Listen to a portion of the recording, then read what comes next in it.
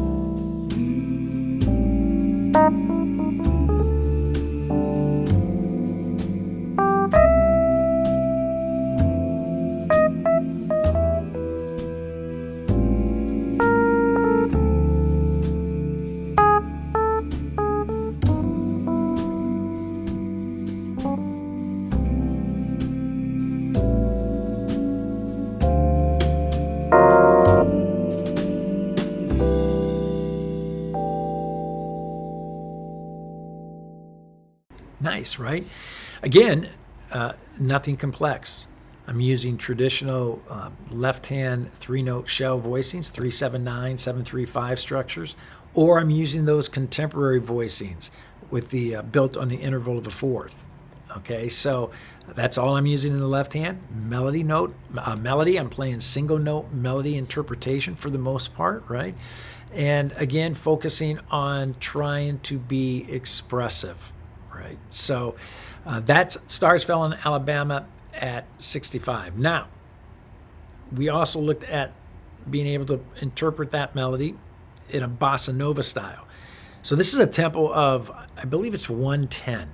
110 that I recorded last week in the podcast. Here it is at 110 in a bossa style. Again, not trying to be complex. I'm trying to really be expressive. Clarity of the harmony, my voicings, clarity of the melodic line, the phrases, and now it's going to be much more playful. And my interpretation of the melody and expressiveness through the melody is going to be a much more playful interpretation just because of the groove as well as the tempo. Okay? So here we go, Bossa Nova, Stars Fell in Alabama, 110.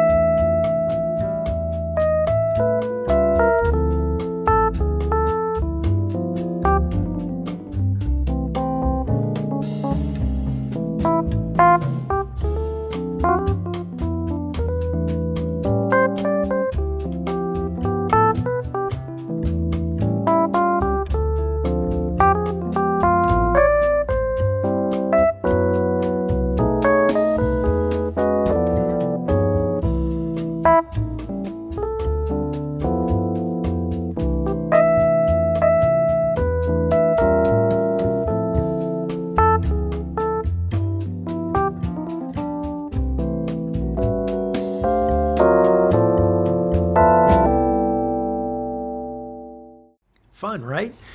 Again, trying to be expressive, that's my objective. Keeping my harmony very simple, left hand shell voicings, keeping my melody, single note interpretation in my right hand, focusing on being expressive with my interpretation of the melody at 110 in a bossa groove. All right, now, same objectives apply.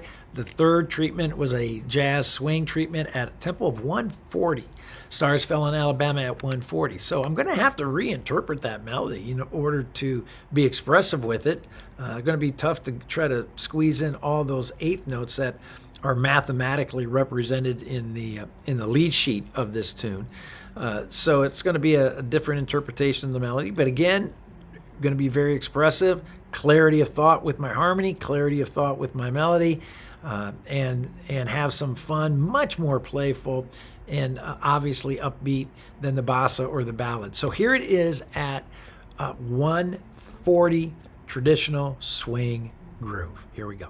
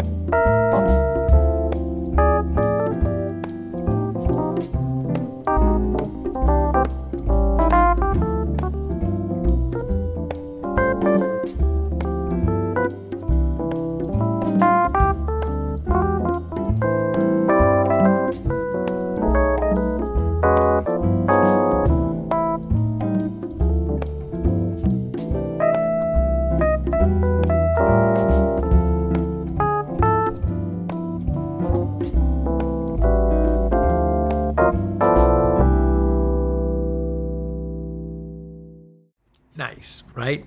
I would just stress to y'all when you're practicing this week, playing the harmony and the melody, practice phrases. You do not need to play the entire tune, all 32 measures like I demonstrated here today. You can develop these skills practicing the phrases. We identified 5 musical phrases in our podcast episode on Tuesday. And those are illustrated or diagrammed in your podcast packets, in your lead sheets. I would practice those phrases.